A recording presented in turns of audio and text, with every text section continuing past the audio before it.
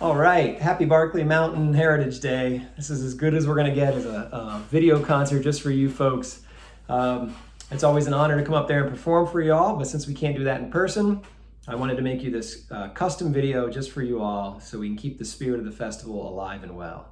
So I have some songs picked out I'm gonna sing that relate to Barclay Heritage, Barclay Mountain Heritage, and some stories I can share, and we'll just have as much fun as we can this way. And hopefully there'll be a way that you can add comments to the video and ask any questions or share any stories you care to.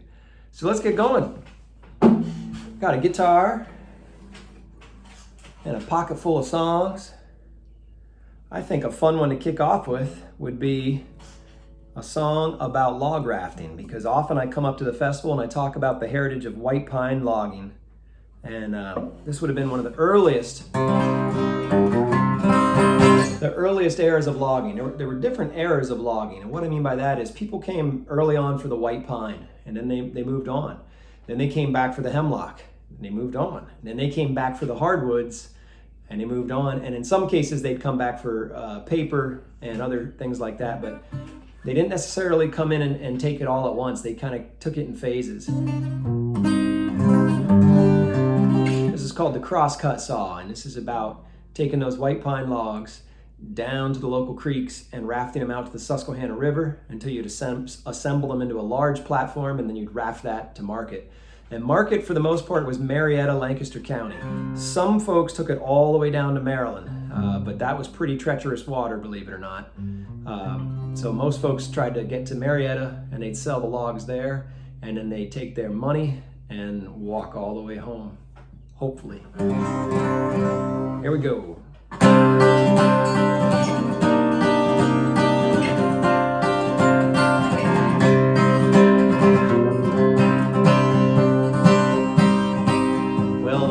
It was over, Mr. Lincoln had won. I drew my Navy wages and returned to my home.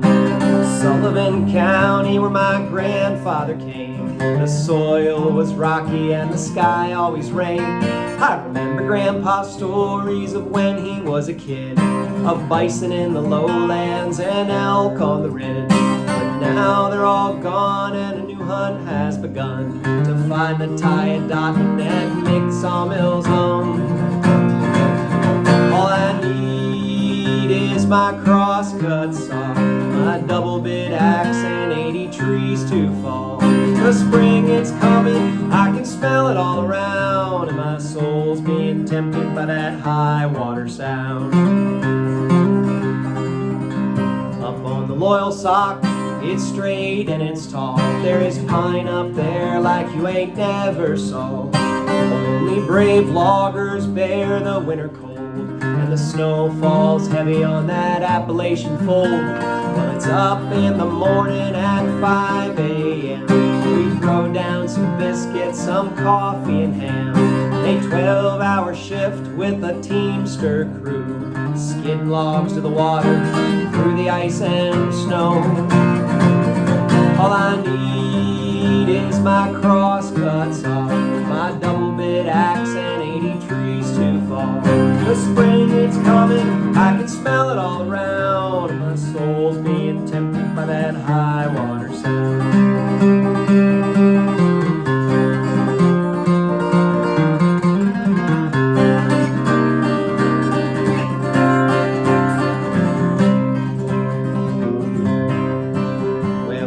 Our logs together with hickory and oak. No rope, no iron, just pins and bows. A sweep at the front and back and a shack for the crew. 20,000 board feet ready to tie loose. When the ice finally breaks, the water's good and high, we'll head down the loyal sock, our crew of 5. A day on the raft down to Montoursville. We hit the Susquehanna where the water's smooth and still.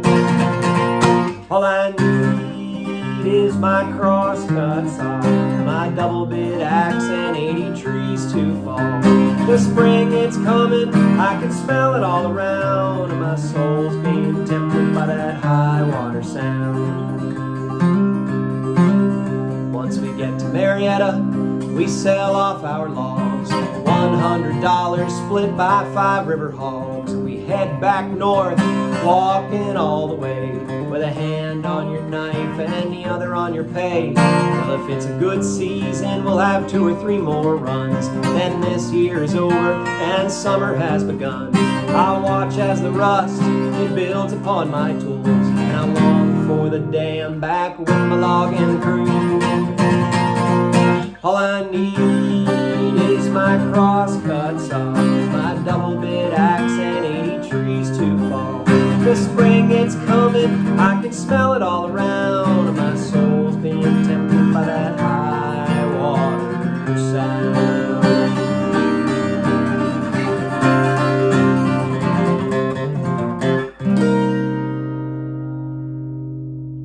I enjoy playing that song, and it's been a while. All my concerts have been canceled.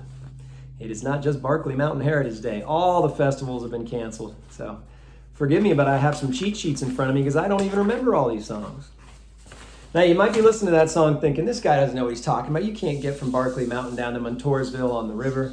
No, you're absolutely right. I wrote that song specifically about the Loyalsock Creek watershed, but it's the exact same story that would have been going on in Tawanda Creek and creeks in your area. Believe me, the rafting era through the mid-1800s especially was statewide, anywhere you had good water.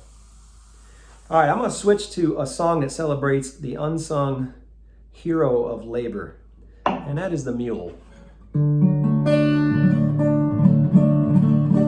The mule was the animal that built America. It really did. I know some folks at Penn State know that because they actually have the mule that helped build Old Main, the building in the middle of campus, the building called Old Main. The mule that did a lot of the work hauling the stones was named Coley, I believe, because he had come from a coal mine. And they loved him so much that after he died, he was stuffed and he's on display. I couldn't tell you where he is now, but you used to be able to go see him somewhere where I had my agriculture classes at Penn State. You could see Coley. Mules are smart. When people say stubborn as a mule, they don't know what they're saying. Mules aren't stubborn, they're just right. I wrote this last summer after meeting a gentleman that grew up working with mules, farming, logging, and he shared some of his great stories with me, and I wrote them into this song. But as I was picking songs for this, celebrating Barclay Mountain, it occurred to me that we got to celebrate the mule if we're going to talk about Barclay Mountain. Here we go. Hope you enjoy this.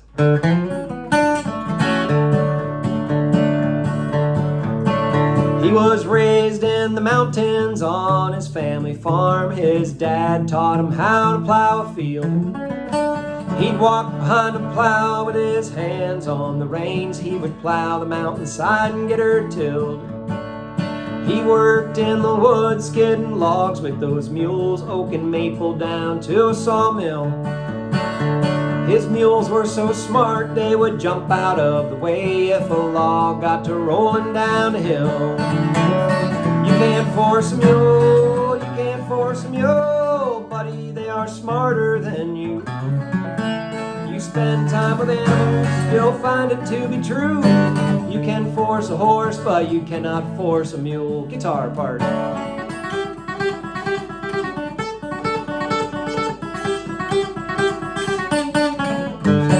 He worked till dark, sometimes miles from home. The mules knew the way back to the farm. He could unhook those mules and let go of the reins. They'd walk back home and into the barn. He said, man, you should have seen it when we'd give them all new shoes. We would paint each hoof with pine tar. Those mules would trot around feeling proud, feeling new. They were ready to work and work hard. You can't force a mule, you can't force a mule, buddy, they are smarter than you. You spend time with animals, you'll find it to be true. You can force a horse, but you cannot force a mule. Guitar part.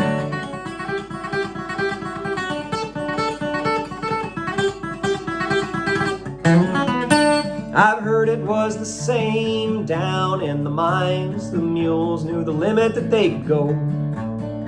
Some miners tried to trick them and they'd add one more ton, but the mules would not try to pull the load. Well, his working years are over, but his memories are strong. I'm so grateful that he told me of his mules. We shook hands and parted. He grabbed my guitar and I sang him the Mule Skinner Blues. You can't force a mule, you can't force a mule, buddy, they are smarter than you. You spend time with animals, you'll find it to be true. You can force a horse, but you cannot force a mule. Guitar part.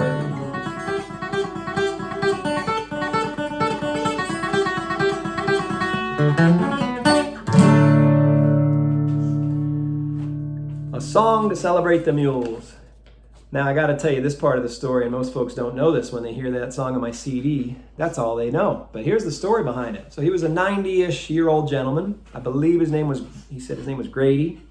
And we had talked for going on 45 minutes, and just as he's getting ready to leave, and I did sing him the Mule Skinner Blues, an old bluegrass song, he said, "Boy, that's pretty good. You may know my cousin." I said, "Your cousin?" He said, "Yeah, I never told you my last name. It's McCurry. My cousin's Del McCurry." And I thought, Del McCurry, like the bluegrass guy? If you're not a bluegrass fan, Del McCurry is one of the biggest names in bluegrass, has played with everybody and just makes some incredible music. And sure enough, I kept talking to him. He didn't mean like second, third cousins. He meant his dad and Del McCurry's dad are brothers, and they are cousins. And so I just thought that was so humbling too, that he spent 45 minutes talking with me about mules and farming and logging, and he knew I was a musician, and he wasn't into name dropping. He only mentioned that as an afterthought. Pretty cool. That's the story behind the song. Well, I mentioned sawmills in that last song with the mules, and so I'd like to do a sawmill song. I worked at a sawmill in Idaho full-time for a little while, and that became this song. So I know this is about Idaho, but I'm drawing on my Pennsylvania roots, I think, when I sing and write this song. And this would have been a similar feel that you would have had up there on Barclay Mountain.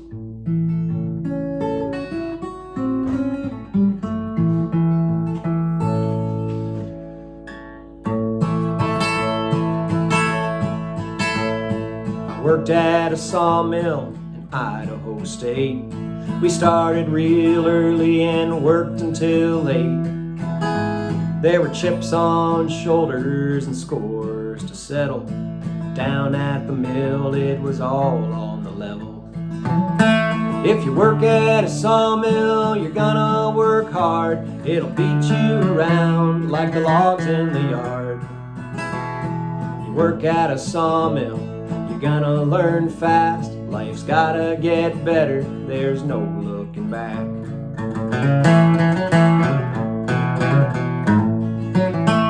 I worked on the edger, trimming the boards, 2 inches thick of rough cut fir.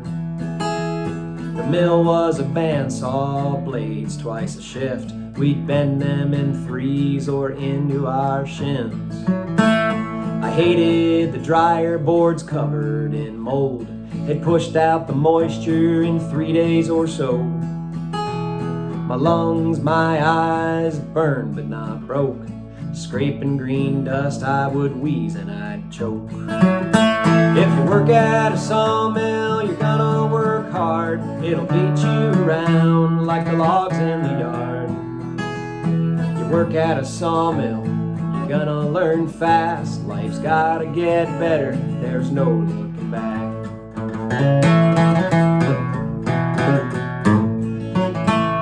I draw a knife in cold hands, stripping the bark, running the skid steer and driving in dark. The smell of the diesel hung strong in the air. Slab wood and sawdust piled everywhere. It weighs on my mind how we worked Christmas Eve, the only job at Christmas that didn't allow leave. I'm thankful I had it, that job at the mill. It calloused my hands and it strengthened my will. If you work at a sawmill, you're gonna work hard. It'll beat you around like the logs in the yard. If you work at a sawmill, you're gonna learn fast. Life's gotta get better, there's no looking back.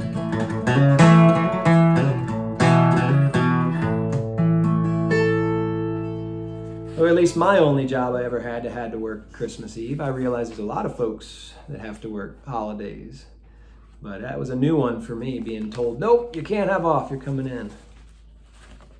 Oh man, decisions on what song to play. I'm gonna switch to the banjo for a song.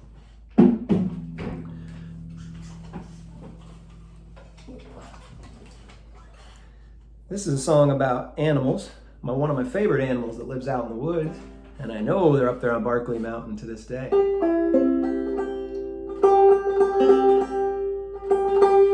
Black bears. Hope you enjoy this one. This is called Where the Bears Dance.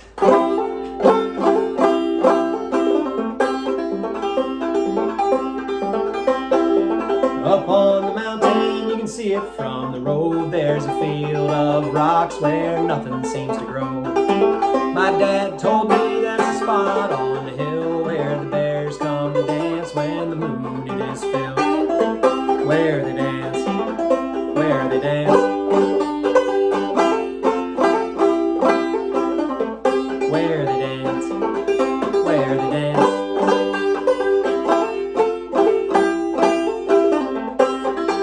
When the bears dance, the world is asleep.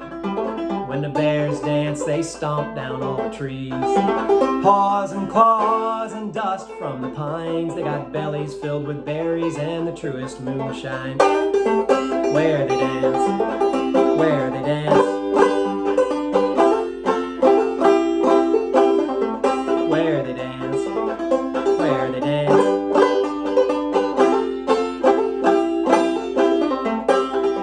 So if you're out camping on an overnight stay, you wander from your camp and you find the bears at play. Don't take no photos to prove what you saw, just join in the good time and dance with them all.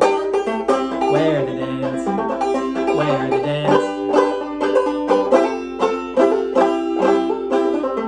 where they dance, where they dance.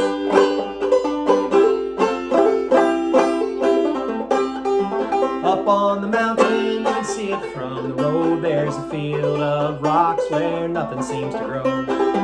My dad told me that's a spot on the hill where the bears come to dance when the moon it is filled. Where they dance, where they dance, where they dance, where they dance.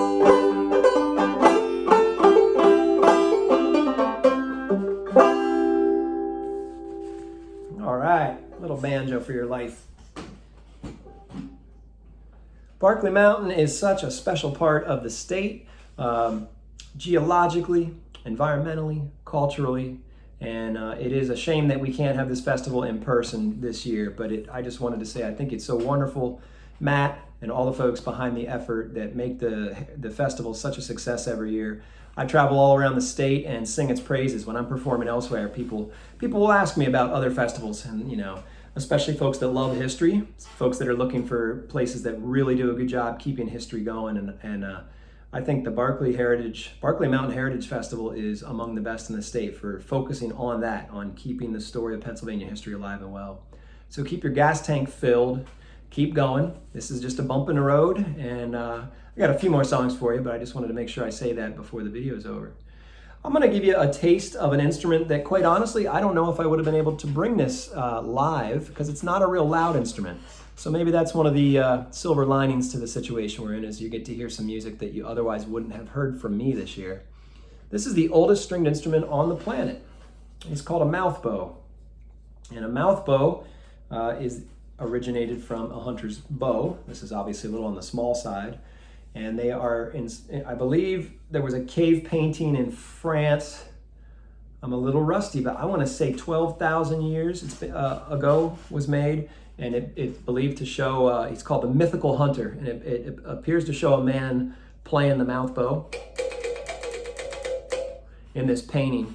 And this was the only stringed instrument, by the way, used by Native Americans. So when Europeans came here, they encountered Indians playing mouth bows.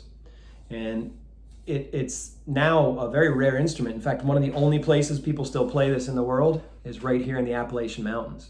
And there's no doubt in my mind that this would have been played all around our area by native people. And so it's pretty special to keep this sound going. So I'm gonna play you a song. I wrote the words to this, but the tune I borrowed from a gentleman by the name of Jimmy Driftwood. He was from Arkansas, and if you don't know the name, well, you know his songs. He's most famous for writing the Battle of New Orleans. In 1814, we took a little trip along with Colonel Jackson down the mighty Mississippi. Jimmy Driftwood wrote that. I know he didn't make the hit. Johnny Horton did, right? Or Johnny Morton or Horton. I got my names mixed up today. But anyway, look up Jimmy Driftwood. In fact, if you're a YouTube user, if you just search Jimmy Driftwood mouth bow, you're going to see some really great black and white footage of Jimmy Driftwood playing a mouth bow. And it's believed to have been filmed by Pete Seeger, another folk hero of mine. So that's just kind of neat. But enough talking. Let me give you the taste of the mouth bow and what it sounds like. You press it up against the side of your mouth and you pluck it. I use a guitar pick, but you could just use a stick or something else. And you change the shape of your mouth and it kind of creates an echo chamber.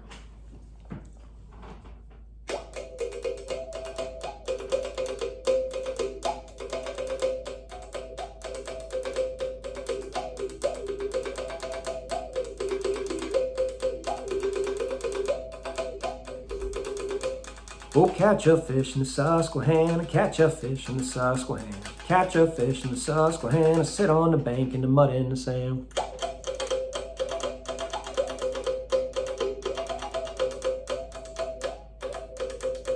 Oh, wade right in up to your knees, wade right in up to your knees, wade right in up to your knees, don't go in a river, you might freeze.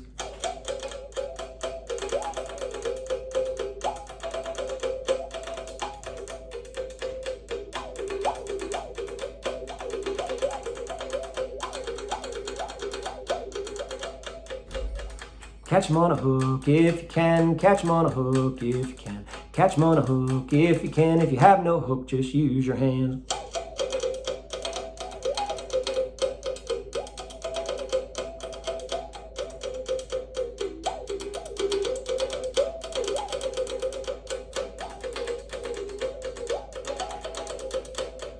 Cast your lure, sit and float, cast your lure and sit and float. Cast your lure, sit and float, I've seen those bass jump in the boat.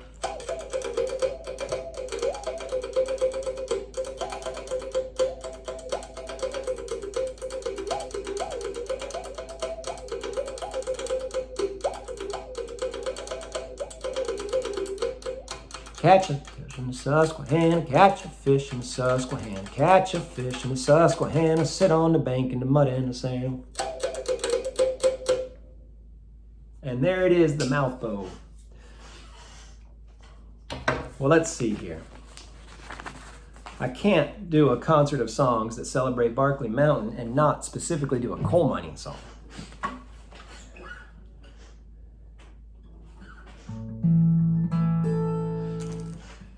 Here's a brand new one. Wrote it about a month and a half ago, or whenever Easter was, 2 months ago. I worked in a coal mine in Schuylkill County, underground, and there's still a handful of anthracite mines hanging on. The coal on Barclay Mountain is not anthracite, it's bituminous, so a little different.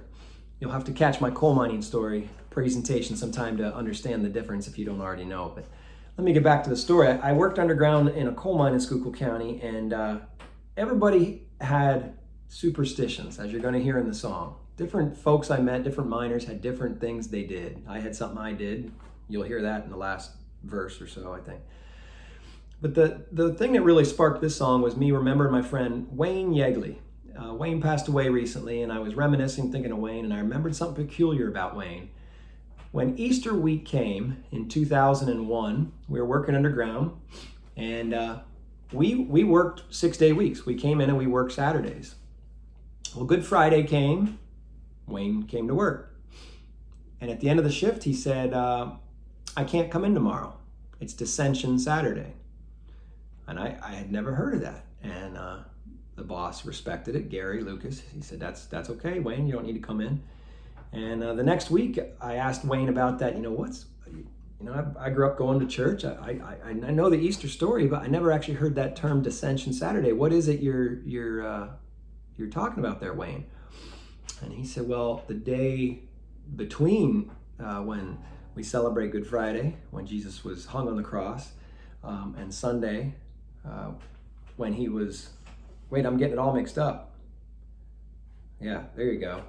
Friday hung on the cross, and Sunday is, Easter Sunday. He said in between is when Jesus would have descended into hell. And he said, so I don't want to be underground when we're talking about Jesus going in underground to hell. And it was complicated for me to totally understand to this day. I don't fully get it, but I get enough of it that I'm like, that's unique. I've not heard of that tradition elsewhere. In fact, when I Googled it, Day of Dissension, just to see if I could find more information, there wasn't a lot on there. There's some traditions around the world where people have ceremonies and things for the Day of Dissension, but Wayne was the only person here in Pennsylvania I ever met that actually, do you call that celebrating it? I don't know what you call it.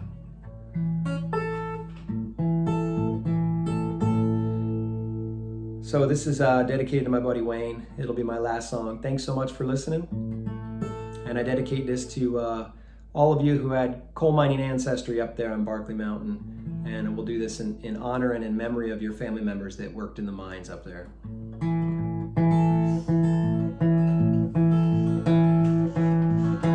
First time I met him, we were deep underground. He was mucking in the gangway, I can hear that hard rock sound. He handed me a shovel, he gave me a turn, said load a ton in this buggy, and $2.50's what you earn. Pennsylvania miners have many beliefs to cover from danger that comes like a thief. When you work in a coal mine, danger's all around, but on the day of dissension, no miners underground.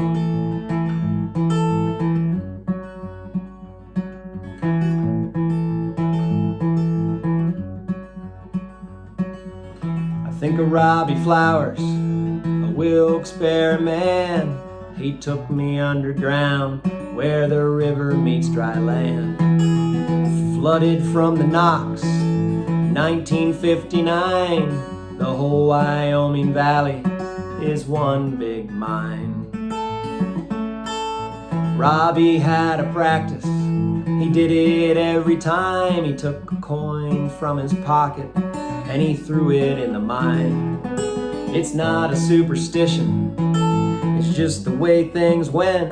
It's not an opinion, it's just 2 cents.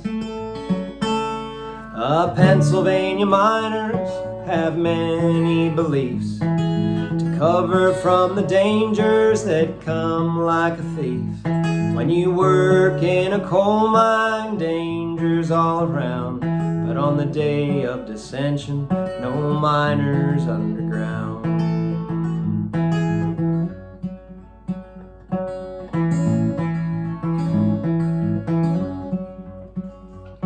God bless my pal Wayne, he had his do's and don'ts.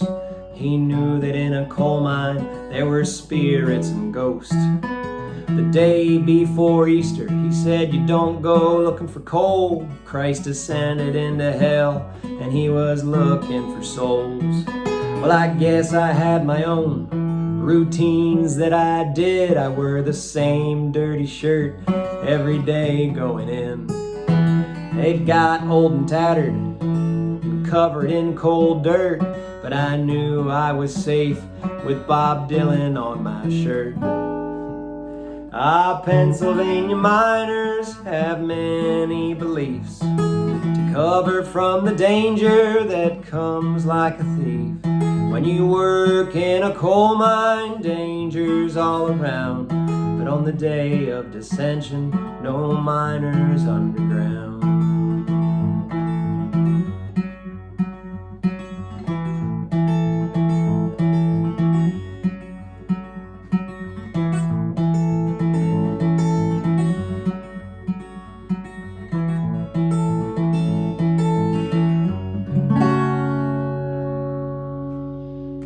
Thank you so much for listening. See you next year at the festival.